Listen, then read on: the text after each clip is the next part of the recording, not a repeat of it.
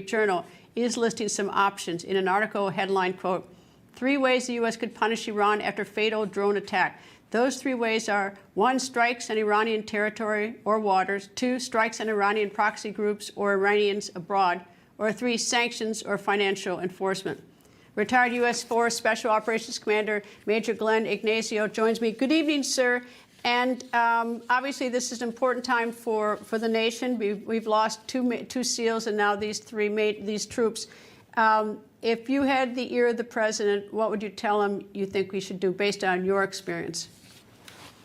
Well, the first thing I would do is stay quiet and not even say we've made a decision to keep people on edge. The next thing I would do is I would make sure that we could pull as much as we can from a coalition standpoint to any forces to bring to bear. I would also look at air, naval, and sea forces to be able to impact Iran, and definitely cyber. I wouldn't focus on striking Iran directly, but I would look at every and any faction in the area and take it very intensely to send a message. All right, the statement from Kataib Hezbollah, which may be behind this, it sounds like to me they're saying, at least it suggests to me, is that they've got fear, that they don't want to be hit. So they're saying, well, we're not going to do anything. We're just going to fight in Gaza. Your thoughts about that? I mean, are they trying to avoid getting an assault by the United States? Yeah, I would definitely say it. And as you saw, the Pentagon spokesperson said, actions versus words. And I have to agree is that they're making a statement that way, but they've been behind many of the attacks already. Like I said, we're talking about north of 150 attacks throughout Iraq and Syria on our troops. So the idea of stating this is one thing, but that doesn't change anything as far as where or who has been involved in these attacks. And so the action will be taken appropriately. And if it's against them, it'll be against them. Again, this is a response to their initial action. It's not afford a unilateral action for the United States. Do sanctions work? I mean, there's some suggestion that we should up the sanctions. We've been sanctioning Iran for as long as I can remember. We keep upping the sanctions. But, so far, it does not seem to be an incredible deterrent. In some instances, we've actually released frozen funds, so we've actually given them some relief. But are sanctions a good tool? Unfortunately, sanctions take a long period of time. And a lot of times when we look at these types of governments, it actually impacts the people more than it does the government and the military. They seem to keep that strong and keep that in reserve.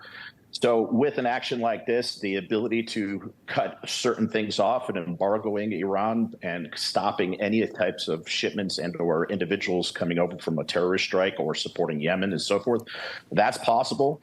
But at the same time, these sanctions take such a long time. And a lot of the people in Iran are pro-Western. And there are a lot of suffering conditions. And so these, unfortunately, have a tendency to impact the citizens more than it does the government and the military that are taking actions like this. Okay, the drone that came in and killed those 3 soldiers, obviously, something obviously went drastically wrong.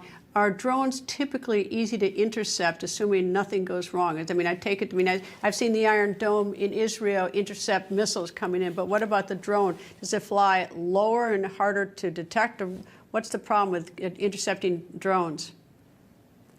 Yeah, they do fly lower, and they are a small surface, so we call that radar cross-section. So they show up smaller on radar and so forth.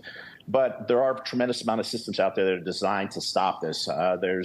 We've seen that actually in some of the other areas where they have been successful in defending against drones and others. Now, there's a lot of different perspectives. This could have been a failure of systems or people. It could have been just a chaotic situation with other aircraft and drones of our own in the area. At the same time, this is located in Jordan. So being a sovereign state of Jordan, it may be something that certain advanced systems weren't there. There's a lot of potential opportunities here that need to be explored, and the investigation is really key.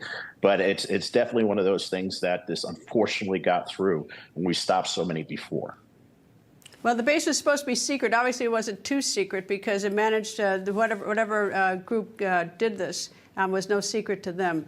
Major Glenn Ignacio, thank you, sir. Thank you for your time tonight, Greta.